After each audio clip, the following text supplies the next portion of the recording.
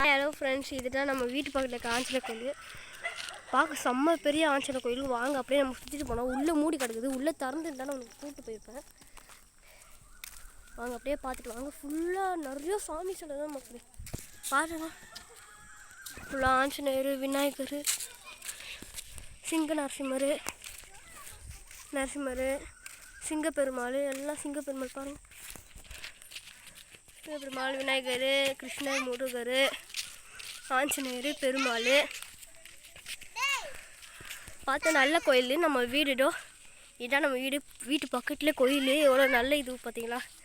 வாங்க, உங்களுக்கு மழை கம்மியாக சொன்னால இதான் நம்ம வீட்டு பக்கத்தில் தான் மலை. எவ்வளோ நல்லா இருக்குல்ல மலை.